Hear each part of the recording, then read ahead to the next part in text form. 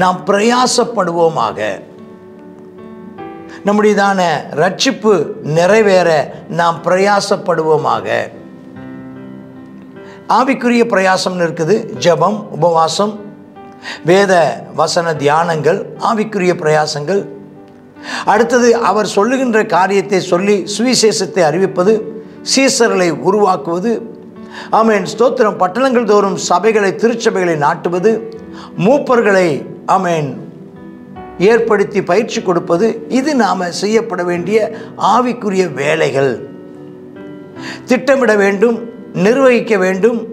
ஆண்டவர் கொடுத்த காரியத்தை நிர்வாகம் பண்ணி அதை பெருக்கமடைய செய்ய வேண்டும். அது நமக்கு கொடுக்கப்பட்ட கடமை. நம்முடைய கடமைகளை நம்மால் இயன்றதை நாம் செய்ய வேண்டியதை நாம் செய்யும்போது கர்த்தர் செய்வேன் என்று சொன்னதை அவர் செய்து முடிப்பார். தூயவரே, உமது புகழை நான் பாடுவேன்.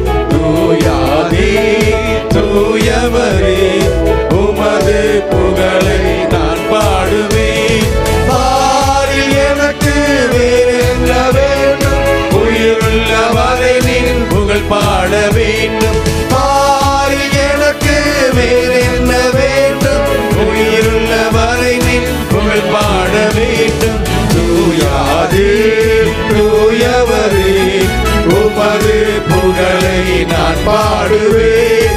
தூயாதே தூயவரே, உமது புகழை நான் பாடுவேன். சீடரின் கால்களை கழுவினவர், செந்நீரால் என்னுள்ள கழுவிடுமே. சீடரின் கால்களை கழுவினவர், செந்நீரால் என்னுள்ள கழுவிடுமே. பாரில் எனக்கு வேறு என்ன வேண்டும்?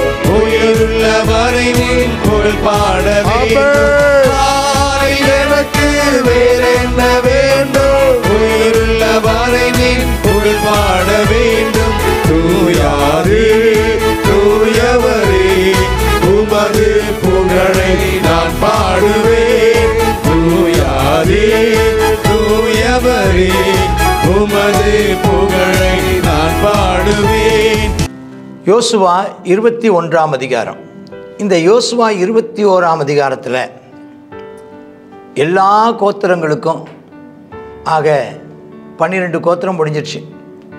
யோசேப்பு கோத்திரத்துக்கு 2 ஆக 12, மற்ற 11 கோத்திரத்துக்கு முடிஞ்சிச்சு. யோசேப்பு கோத்திரத்துக்கு 2, மனாசே, யோசுவா, எப்ராயிம்.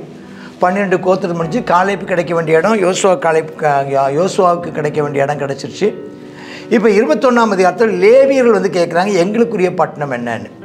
அப்போ அந்த லேவியர்களுக்கான பட்டணத்தில் லேவியர்கள் 3 குரூப் இருக்கிறாங்க. ஒன்று கெர்சோனியர், அடுத்தது மெராரி, கோகாத்தியர். இந்த 3 குரூப்பையும் உள்ளவங்களுக்கும் வித்தியாசமான எந்தெந்த எல்லா கோத்திரங்கள் நடுவிலையும் கொஞ்சம் கொஞ்சம் எடுத்து மொத்தம் 48 இடங்களை கொடுக்குறாங்க. 41ஆம் வசனத்தில் பாருங்கள், இஸ்ரவேல் புத்திரருடைய காணியாட்சி நடுவில் இருக்கிற லேவியரின் பட்டணங்களை எல்லாம் அவளின் வெளிநிலங்களுக்கு உட்பட்ட 48 பட்டணத்தை கொடுத்துட்றாங்க.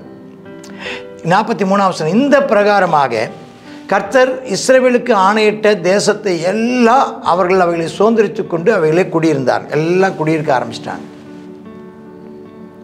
ஆனாலும் அவங்க நடுவில் புறஜாதி மக்களும் இருக்கிறாங்க, காடுகளும் இருக்குது.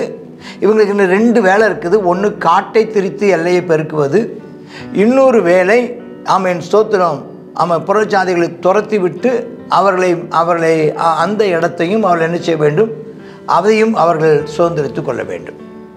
கர்த்தருடைய பிதாக்களுக்கு ஆணையிட்டபடியெல்லாம் அவர்களை சுற்றிலும் யுத்தம் இல்லாமல் இளைப்பாற பண்ணார். யாரும் அவங்களுக்கு விரோதமாக எழும்பாதபடிக்கு, கையையோ காலையோ வாயையோ நாவையோ அசைக்காதபடிக்கு கர்த்தர் அங்கே ஒரு பெரிய பயங்கரத்தை கட்டளையிட்டு ஒரு யுத்தமில்லாத இளைப்பாறுதலை தந்தார்.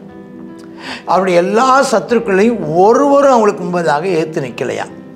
அவர்கள் சத்துருக்களை எல்லாம் கர்த்தர் கையில் ஒப்பு கொடுத்துட்டாரு. 45ஆம் வசனம், கர்த்தர் இஸ்ரவேல் குடும்பத்தாருக்கு சொல்லியிருந்த நல் வார்த்தைகளில் எல்லாம் ஒரு வார்த்தையும் தவறி போகவில்லை, எல்லாம் நிறைவேறிற்று. எல்லாரும் சேர்ந்து அந்த வசனத்தை வாசிங்கன்னா, கர்த்தர் இஸ்ரவேல் குடும்பத்தாருக்கு சொல்லியிருந்த நல் வார்த்தைகளில் எல்லாம் ஒரு வார்த்தையும் தவறி போகவில்லை, எல்லாம் நிறைவேறிற்று. கர்த்தர் உங்களுக்கும் எனக்கும் சொன்ன வார்த்தை அத்தனையும் நிறைவேற பண்ணுவார். அது ஒன்றும் தவறி போக மாட்டாது.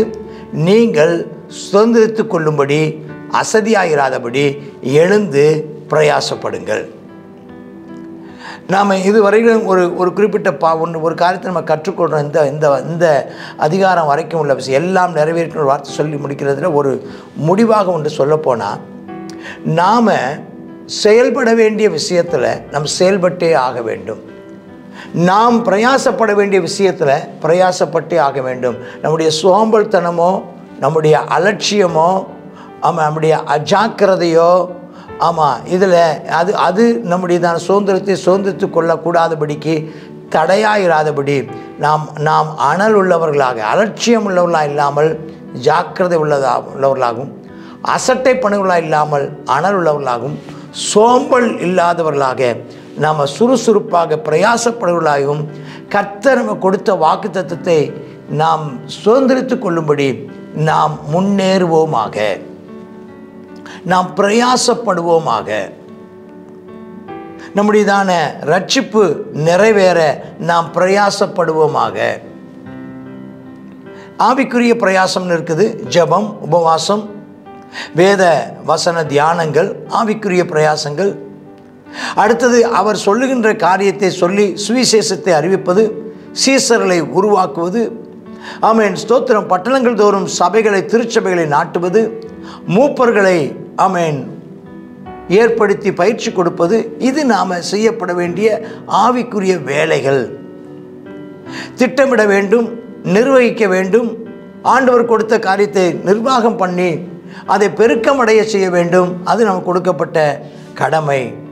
நம்முடைய கடமைகளை நம்மால் இயன்றதை நாம் செய்ய வேண்டியதை நாம் செய்யும்போது கர்த்தர் செய்வேன் என்று சொன்னதை அவர் செய்து முடிப்பார்.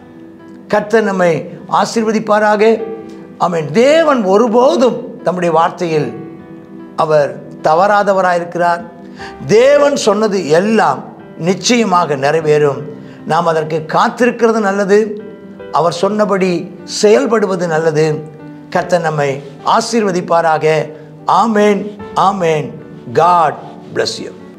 யோசுவாவின் புத்தகம் 20ஆம் அதிகாரத்தை நம்ம பார்க்குறோம். இதில் ஒருவனை கைப்பிசகாய் கொன்றவன் எவனோ அவன் சபைக்கு முன்பாக நிற்கும் வரைக்கும் பழிவாங்குகிறவன் கையினால் சாகாதபடிக்கு ஓடி போய் அவன் பதுங்கும்படியாக இஸ்ரேல் புத்தர் யாவரும் அவர்கள் நடுவே தங்குகிற பரதேசிக்கும் குறிக்கப்பட்டதான பட்டணங்கள் அப்படின்னு சொல்லிட்டு ஒரு 6 இடங்களை குறிக்கப்பட்டிருக்கிறதான அந்த இடங்களை குறித்து நம்ம இதில் பார்க்க முடிகிறது. 20ஆம் அதிகாரத்தில் கேதேசு, சீகேம், கீரியாத் அர்பா அப்படிங்கிறதான பட்டணங்களை நதிக்கு இப்புறத்திலும், ஏற்கனவே இருந்ததான அந்த ரூபன், காத், மனாசே அந்த 3 கோத்திரத்துக்கும் அந்த இடத்துலையும் பேசேர், ராமோத், கோலான் அப்படிங்கிறதான 3 இடங்களையும் கொடுக்கறத குறித்து இந்த அதிகாரத்தில் பார்க்குறோம். அப்போ கர்த்தர் எல்லார் மேலும் அக்கறை உள்ள தேவன்.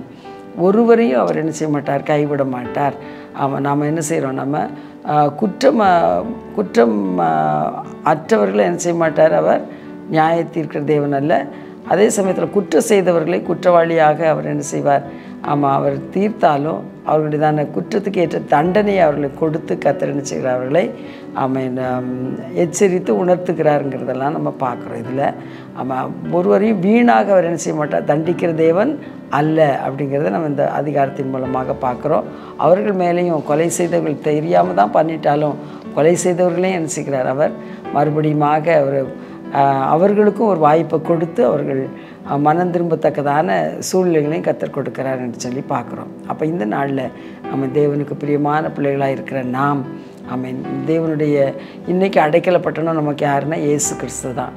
நாம் இன்றைக்கி அவருடைய சமூகத்தில் வந்து அவருடைய பாதத்தை நாம் பிடித்து கொள்வோமானால் நமக்கு விரோதமாக இருக்கிறதான எல்லா சத்துருக்களுக்கும் நீங்களாக்கி மீட்டுக்கொள்ளவும் நம்மை பாதுகாத்து கொள்ளவும் அவர் நமக்கு போதுமானவராக இருக்கிறார். நம்ம ஜெபிப்போமா. அப்பா, எங்களை அடைக்கலப்பட்டணமாக இருக்கிற எங்கள் நல்ல தெய்வமே, அப்பா ஸ்தோத்திரம், ஜனங்கள் மேலே நீர் மிகவும் அக்கறையுள்ள தேவனாக இருக்கிறீரப்பா. கர்த்தாவே ஸ்தோத்திரம் அப்பா. குற்றவாளியை குற்றமற்றவனாக விடாமல் பிதாக்கள் செய்கிற அக்கிரமத்தை ஆமேனப்பா 3ஆம் 4ஆம் தலைமுறை மட்டுக்கும் அப்போ விசாரிக்கிற தேவன். அதே சமயத்தில் அப்பா தம்மில் அன்பு கூர்ந்து அப்பா ஆமேனப்பா ஸ்தோத்திரம் உடைய கட்டளைகளை கை கொள்ளுகிறவர்களுக்கோ நீர் 1000 தலைமுறை மட்டுக்கும் இரக்கத்தை காண்பிக்கிற தேவன் என்று சொல்லி பார்க்கிறோம். நீர் கர்த்தரப்பா அப்பா நீர் செய்ய நினைத்தது தடைப்படாத ஆண்டவரே. அப்பா நீர் எல்லார் மேலும் நீர் அக்கறை உள்ள தேவன் ஆண்டவரே. ஆமேன் அப்பா ஸ்தோத்திரம் அப்பா. பாவியின் மரணத்தில் நீர் விருப்பப்படுகிற தேவன் அல்ல ஆண்டவரே.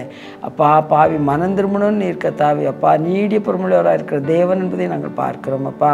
கத்தாவே ஸ்தோத்திரம் அப்பா. ஒருவரையும் கத்தாவே வீணாக நீர் கடிந்து கொள்ள மாட்டீர் அப்பா. வீணாக கோபம் கொள்ள மாட்டீர் ஆண்டவரே. அப்பா நாங்கள் உமக்கு பிரியமாய் நடக்க மாத்திரம் நீர் எங்களுக்கு அனுக்கிரகம் செய்யும். உம்முடைய வழிகள் நடக்க கிருபை தாரும். இயேசுவின் நாமத்தில் ஜெபிக்கிறோம் நல்ல பிதாவே. ஆமென்.